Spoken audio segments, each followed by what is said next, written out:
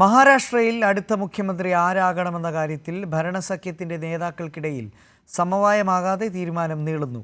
വിലപേശൽ ശക്തമാക്കി ഷിൻഡെ ശിവസേന. ഫഡ്നാവിസിനെ മുഖ്യമന്ത്രിയാക്കണമെന്ന നിലപാടിൽ ഉറച്ച് ബി.ജെ.പി.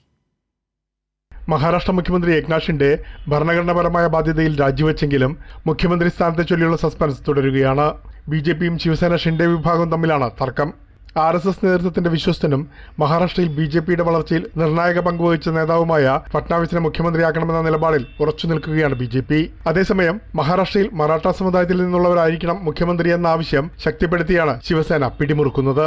എന്നാൽ കേവല ഭൂരിപക്ഷമായ 145 സീറ്റിൽ 132 സീറ്റുമായി ഏറ്റവും വലിയ ഒറ്റക്കക്ഷിയായ ബി.ജെ.പി. പ്രധാന പദവി ഇക്കുറി എന്തിന് ത്യജിക്കണമെന്നാണ് സംസ്ഥാന നേതാക്കൾ ചോദിക്കുന്നത്. കൂടാതെ 5 സ്വതന്ത്രർ കൂടി ബി.ജെ.പിക്ക് പിന്തുണ പ്രഖ്യാപിച്ചതോടെ പാർട്ടിയുടെ അംഗബലം 137 ആയി. ഇതോടെ ഉപാധികളുമായി വിട്ടുവീഴ്ചയ്ക്ക് തയ്യാറായിരിക്കുകയാണ് ഷിൻഡെ.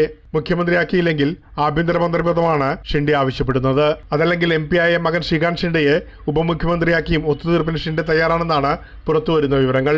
ഒപ്പം മുഖ്യമന്ത്രി സ്ഥാനത്തിന് പകരമായി മഹായുദ്ധ കൺവീനർ സ്ഥാനവും ഷിൻഡെ ആവശ്യപ്പെടുന്നുണ്ട്. ദേവേന്ദ്ര ഫഡ്നാവിസുമായി ഷിൻഡെ ക്യാമ്പ് നേതാക്കൾ നടത്തിയ ചർച്ചയിലാണ് ആവശ്യങ്ങൾ ഉന്നയിച്ചത്. മഹായുദ്ധി സഖ്യത്തിന് മികച്ച തെരഞ്ഞെടുപ്പ് വിജയം ഉണ്ടായിരുന്നിട്ടും അധികാര തർക്കങ്ങളിൽ അഭിപ്രായ വ്യത്യാസങ്ങളുമായി പൊരുതുകയാണ് ബി.ജെ.പിയും ശിവസേനയും NCPയും. പ്രേംലാൽ, കൈലി ന്യൂസ്, മുംബൈ.